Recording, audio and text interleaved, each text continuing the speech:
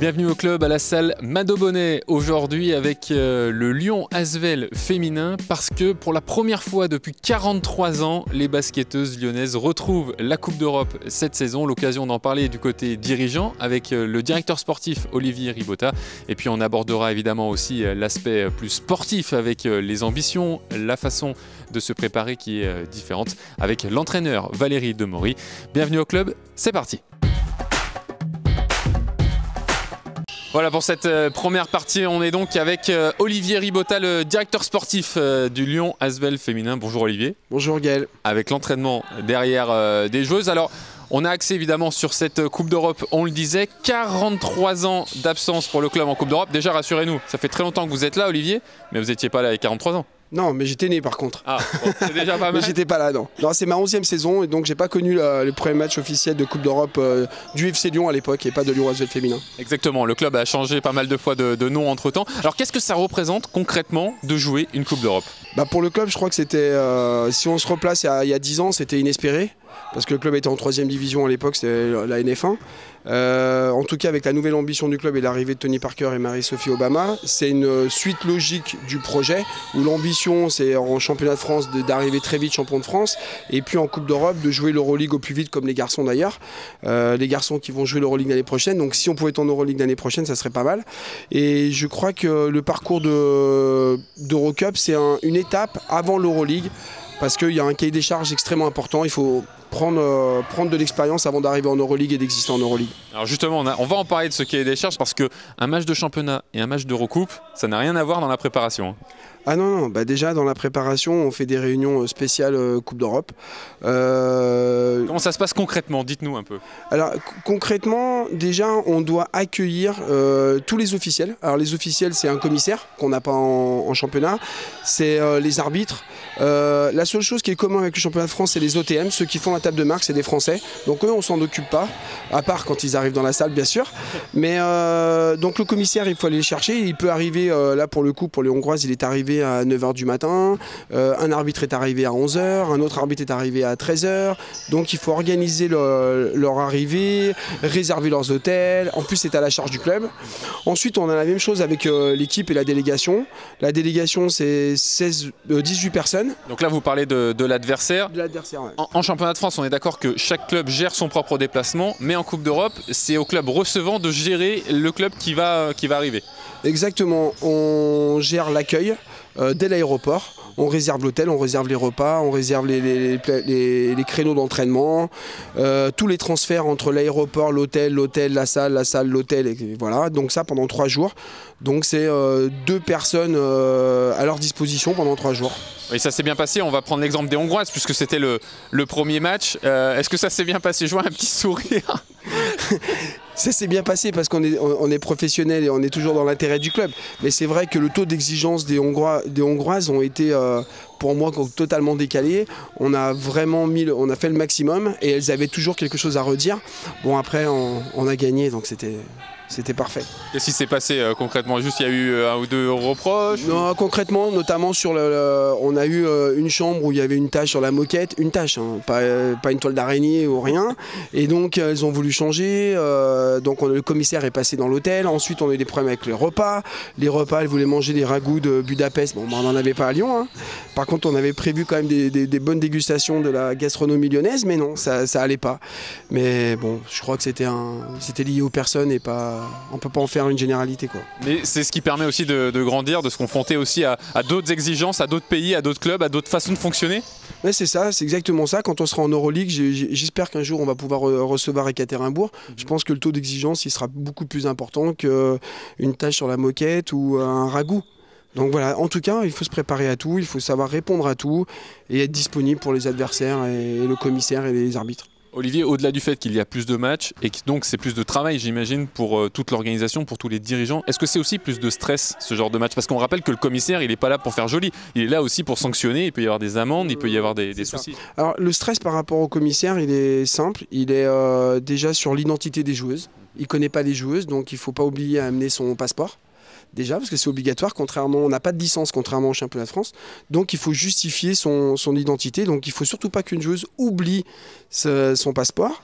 Ensuite, on a des exigences au niveau des tenues, où le cahier des charges n'est pas le même que la France, donc forcément c'est des tenues différentes, donc les joueuses, il ne faut pas qu'elles se trompent, parce que c'est les mêmes couleurs, il y a des différences, mais... Il y a les maillots, allons-y, montrez-nous, alors ça c'est le maillot évidemment... Là, le maillot Coupe d'Europe, on peut voir en haut à gauche le logo de la FIBA et de l'Eurocup. Il y a le maillot français aussi. Et puis, il y a moins de sponsors. C'est des sponsors. On a moins de place pour les partenaires. Et donc, là, on a pour le coup la ville de Lyon. Alors que sur le maillot le maillot du championnat de France. Où là, on met en avant la Ligue féminine de basket. La ville de Lyon, on a deux encarts de partenaires en haut là qu'on n'a pas sur la Coupe d'Europe. Et puis on a un partenaire spécifique championnat de France. Voilà. Et puis on a aussi, il y a une légère différence sur la largeur des lettres.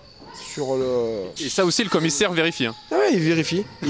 Non, il a vérifié, il est venu avec sa petite règle et bon voilà, ça a été à 1 millimètre près, on a eu chaud. Bon tant mieux, en tout cas on voit qu'il y a beaucoup de différences au niveau des dirigeants, au niveau de l'organisation. On va voir aussi avec le coach Valérie Demory toutes les différences sportives parce que là aussi plus de matchs, plus de stress peut-être et plus d'ambition également. On va discuter de tout ça avec l'entraîneur Valérie Demory dans une deuxième partie. On vous l'avait annoncé, il est avec nous, l'entraîneur du Lyon Asvel féminin Valérie Demory. Bonjour Valérie, merci d'être avec nous. Bonjour, il n'y a pas de souci. Valérie, déjà, puisqu'on parle de Coupe d'Europe, vous, c'est un retour en Coupe d'Europe. Ça fait du bien de retrouver cette Coupe d'Europe que vous connaissez bien, que vous avez joué longtemps avec Montpellier notamment. Oui, c'est toujours un plaisir de jouer la Coupe d'Europe. En plus, dans un club où c'est la première fois qu'il la joue, donc... il y a beaucoup de choses que ce club va découvrir. Il faut qu'on apprenne. Il y a beaucoup de choses à apprendre, que ce soit au niveau du public, au niveau des dirigeants, et puis bien sûr au niveau de certaines joueuses qui ne l'ont jamais joué. Certaines joueuses, mais moi j'allais vous dire l'inverse, vous avez notamment fait un recrutement justement avec certaines qui sont pour le coup expérimentées et qui ont joué déjà cette Coupe d'Europe. Oui, mais il y en a aussi qui ne l'ont pas joué. Le coach revient toujours plutôt de l'autre côté. Oui, parce que la Coupe d'Europe c'est spécial. C'est un environnement différent, on joue beaucoup de clubs étrangers, il y a beaucoup de choses à apprendre au niveau de l'arbitrage, au niveau de la réception à l'extérieur, au niveau du public.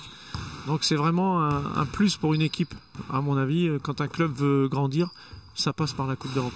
Ça veut dire aussi que certaines joueuses, justement les plus expérimentées, vous leur demandez d'aller voir les autres, de les préparer un petit peu quelque part à ces matchs un peu différents, à cet arbitrage un peu différent. J'ai pas besoin de leur demander, elles le font d'elles-mêmes. C'est des filles qui ont de l'expérience, qui savent ce que j'attends d'elles, donc directement elles vont voir les filles qui sont moins expérimentées, puis elles en discutent entre elles. Donc pour moi c'est bien, c'est une charge en moins.